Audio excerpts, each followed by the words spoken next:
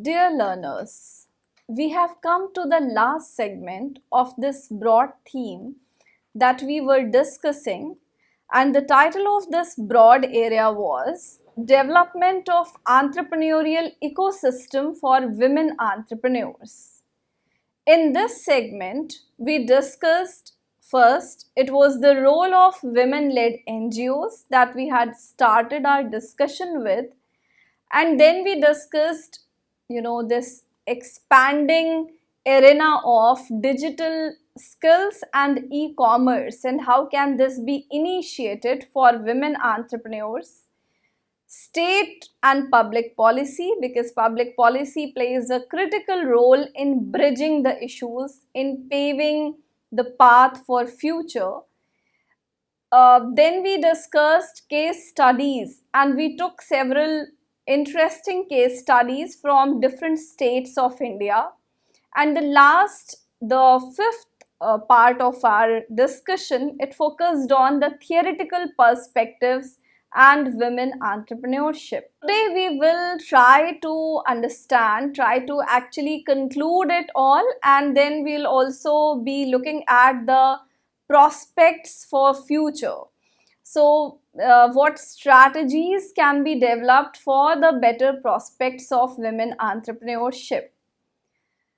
We have seen that there can be certain ways in which women can start their entrepreneurial journeys. These are the different ways in different forms. So, one of the ways can be transforming hobbies into entrepreneurial ventures, which women prefer to opt for.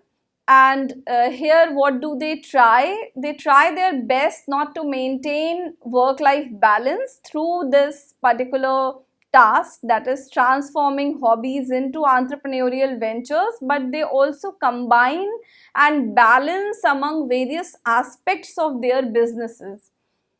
Second, it can also be joining hands with others, like starting a venture in partnership.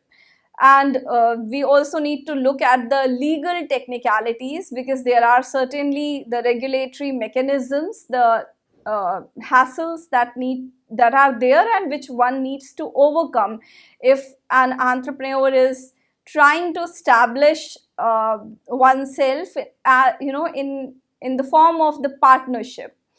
So this has also, research indicates that this has come out as one of the preferred options for women, because here we see that it is not only the distribution of responsibilities, rather sharing of the expertise also that is there, as well as we see that risk also gets reduced. Okay, so we need to see that, and we have seen that what are the various ways in which women delve into the domain of entrepreneurship. So women entrepreneurs have also got into the domain of non-profit businesses, non-profit activities, entrepreneurial ventures, and with the spirit, as pointed out by Shaw and Taylor 1995, that with the spirit to change, create, connect, commit and collaborate, these women entrepreneurs have come a long way, and still there is a long way to go. So when it comes to the future, we need to see that what can be those measures which can be which are to be actually opted for, we need to develop strategies accordingly. And then we also need to see that, because here we are trying to actually conclude it, so the journey so far. So research proves that women do have the ability and skills to pursue their the entrepreneurial course, though it requires that not only women, because when we talk about the measures, then obviously it's not only women who need to take these measures, but the responsibility lies on us also. We as a society, the collective endeavors that we need to take up, And when I say that as a society, what role do we, what are the roles that we can take, and what are the efforts that can be taken up.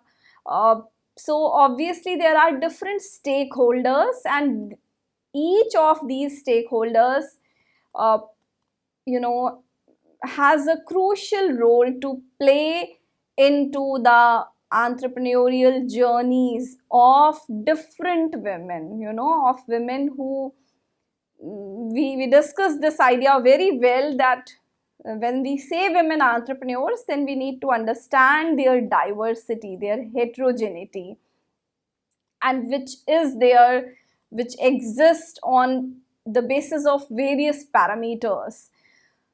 So, proactive measures must be taken up to eliminate or reduce the hindrances uh, in the path of women entrepreneurs.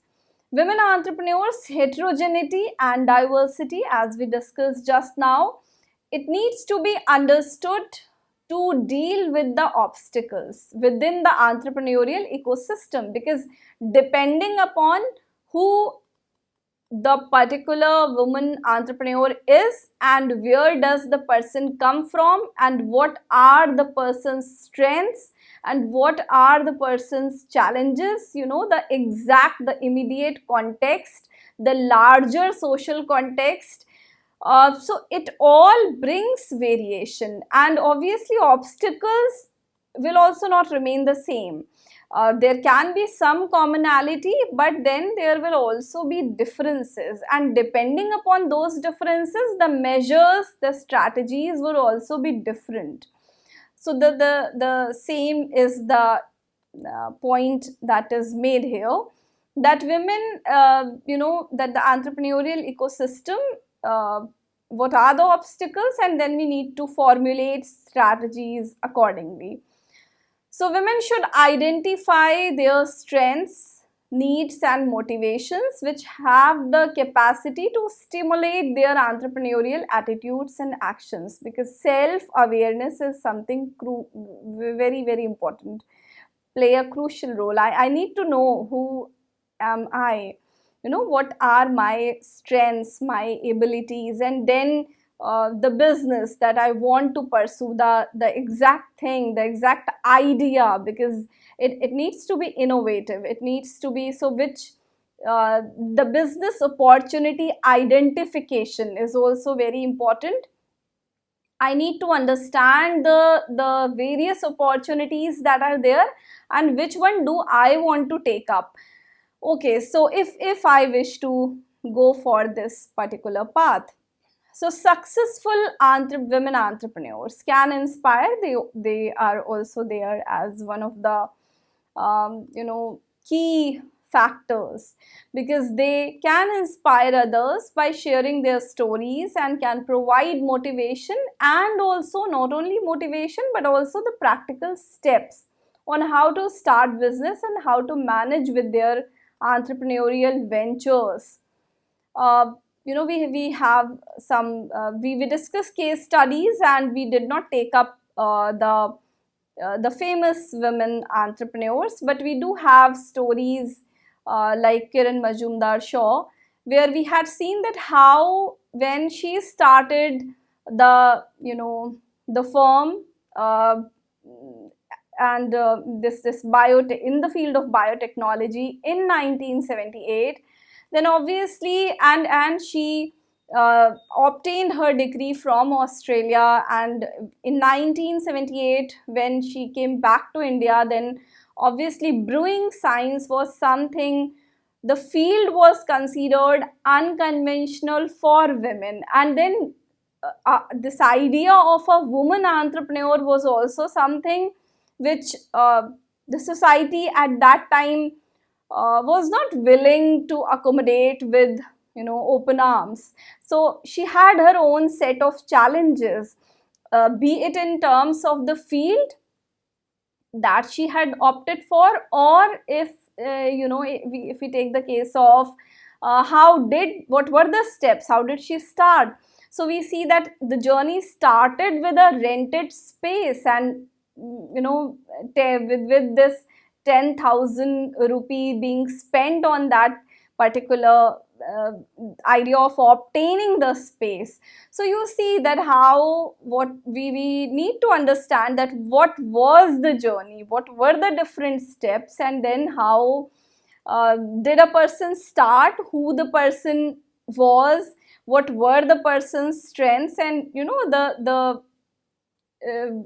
and now where is the person. So the stories offer the space, offer the scope to learn a lot from those stories.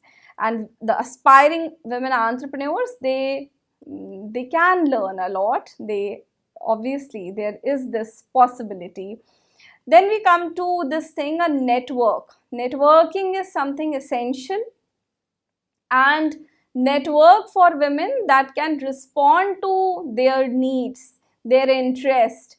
This network has the potential to encourage women to create their own entrepreneurial journeys. One such effort, and there are a number of networking initiatives. We have institutes, we have organizations who take up this task of providing, facilitating networks, building networks, and providing the space for the budding women entrepreneurs so that they can come up and they can work out that how can they develop strategies for further expanding their business, or how can marketing strategies be evolved. So we see that one such effort is setting up of Amazon Saheli, a special store which offers women entrepreneurs and artisans access to Amazon India marketplace where they could sell their products. The Saheli store was set up in collaboration with Seva Impulse Social Enterprise, Greenbug, Confederation of Women Entrepreneurs, and others. So we see that how when we see that there is a particular small initiative, and then that can happen with the help of other organizations, other such agencies, institutes working in the field. So the objective is to promote innovative and traditional products and give boost to rural economy. So we see that there are these platforms, and these platforms deal with different segments of women entrepreneurs. So there are entrepreneurs located in the rural setting. So how can they be connected to the broader, larger social economic context, and how can they be, their mainstreaming be done? So we see that different networking platforms play an important role in this direction. Then we come to the this statistics, the gender based statistics and documentation, because if we take this if we are taking this specific case of women entrepreneurs, then we need to know we need to have the information that yes, okay, how what is the percentage of women entrepreneurs, what about the further segregation that we have, what about their challenges, what kind of issues do they have to struggle with.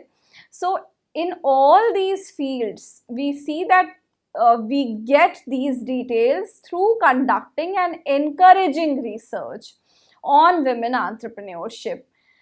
Because when we talk about the production of knowledge, the process of creating, validating, and disseminating knowledge, we find that it has a relationship, a close association with power dynamics shaping it. Because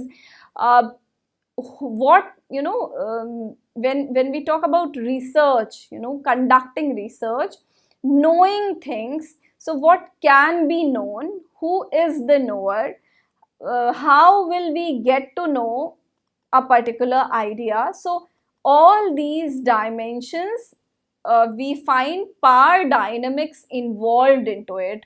So we need to understand that research and then the intricacies of research we need to be cautious of. That so nowadays we see that a lot of research is being done on entrepreneurship and also on women entrepreneurship, in order to know that how can women be accommodated within the process of entrepreneurial ventures, create entrepreneurial journeys, and this entire idea of entrepreneurship need to accommodate women, need to be sensitive to women. We need to understand entrepreneurial ecosystem, and then how can women be accommodated into it, so that one can frame policies accordingly. Because whatever is the gap within policy framework, the gap can be addressed with the help of research, because research will tell us, will inform. Through research we get informed that okay, these are the issues, these are the areas where we as a country are lagging behind, or these are the states lagging behind, and then these states need special initiatives, special policies, special measures.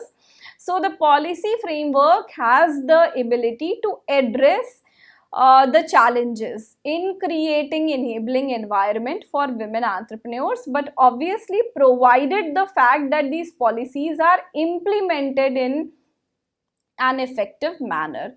And it's not only about implementation, rather monitoring mechanism is also very important. And when we say monitoring, then obviously monitoring of the policies also, policy implementation also, and monitoring that is being provided to women entrepreneurs, the follow-up mechanism, so that one can understand that okay, these initiatives were taken up, so to what extent the initiatives actually could succeed in bringing transformation in their lives. And in obviously when transformation will take place in a particular individual's life, then obviously it will create an impact on the on other women also. So and that is why for all this, what do we see, that understanding the word of women entrepreneurs is a prerequisite. Their word, and their word is obviously distinct. We had already taken up this distinctiveness of women entrepreneurship. So ensuring involvement of more women in the process of policy formulation. This is also another step, because framing policies and then involving women into it, so that their voices can be heard, their voices can be brought into the policy formulation, and policy can reflect this idea that yes, it represents women's voices also. So there, the inclusion, the involvement of women in this process would provide better understanding of their lived realities, their issues, their concerns, etc. We had, for instance, we have this idea of gender budgeting. So gender budgeting, it means that allocating a particular percentage of budgetary funds, budgetary allocation, we are segregating, we are keeping aside 30% of the funds for women specific schemes. But how will the fund be spent? What will be those schemes? What are the how to prioritize the areas of concern? How do we get to know that we need to spend more in the field of health or more in the field of education? So for that we need research, and we also need women representatives being included in the process. So we see that policy framework, through this approach, policy framework would be able to address the issues in a better manner, not only at the local or regional level, but also at the national level.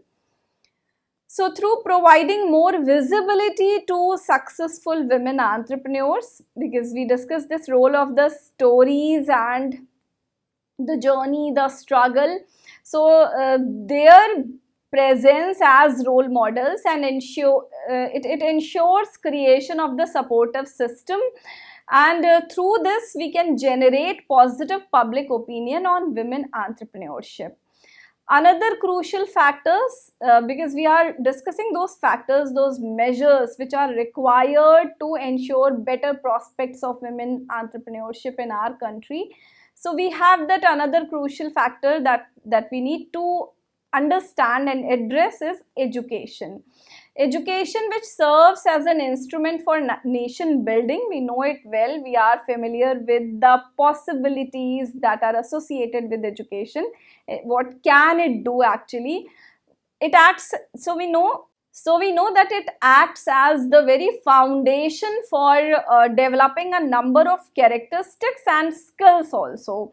So female students' ability to create and manage, and then the same is the case with entrepreneurship also. So we see that in schools, through the development of relevant skills, female students' ability to create and manage entrepreneurial ventures, this can be taken up, this can be addressed, and schools must provide the exposure to the students to different entrepreneurial realms, providing them with the opportunities to practice some entrepreneurial processes and educate them. School can educate them to accept diversity in different context, and obviously in the context of entrepreneurship as well.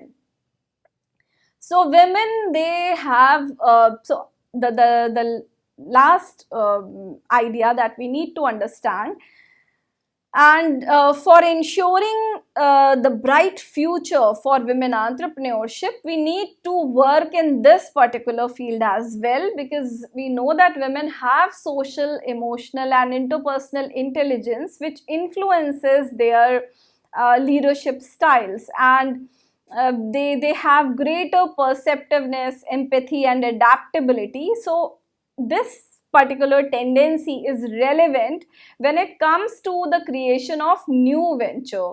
When the business is unstructured and the relationships need to be built on trust, and it's all amorphous.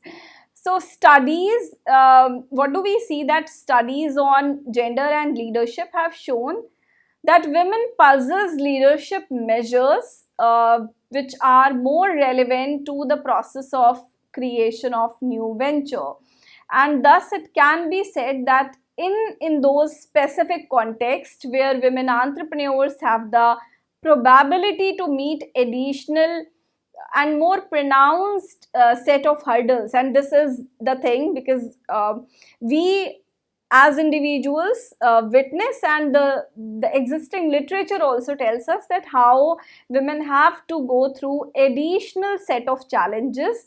So the efforts must be put on encouraging avenues for developing the entrepreneurial capabilities among women, and leadership skills are one of those, because what do we see? That leadership and entrepreneurship are intertwined, because when you are there as a successful entrepreneur, or when you want to have your own venture, when you want to start with your own journey, entrepreneurial journey, then at different stages it requires leadership skills. It requires this idea that one needs to take proactive steps, one needs to have this decision making ability, along with innovation, along with business opportunity identification, along with risk taking abilities. It means that what do we need to do? We can't touch upon this idea, we cannot take up this idea at the later stages of an individual's life course. Rather, we need to start with it from the very beginning, and this is the we can say the one of the very basic ideas when we talk about women entrepreneurship. So at last, I would like to present before you a poem by John Greenleaf Whittier, whose writings advocate for the abolition of slavery. And the title of the poem here is Don't Quit, having a message for all women uh, who are continuing their entrepreneurial journeys, or who are there as aspiring women entrepreneurs. So it goes like this: when things go wrong, as they sometimes will, when the road you are trudging seems all uphill, when the funds are low and debts are high, and you want to smile but you have to sigh, when all is pressing you down a bit, rest if you must, but don't you quit. Success is failure turned inside out, the silver tint on the clouds of doubt, and you can never tell how close you are. It may be near when it seems far. So stick to the fight when you are hardest hit. It's when things go wrong, when you must not quit. Thank you so much. I hope you are able to understand this entire context of women entrepreneurship. And obviously, the message is don't quit. Thank you once again.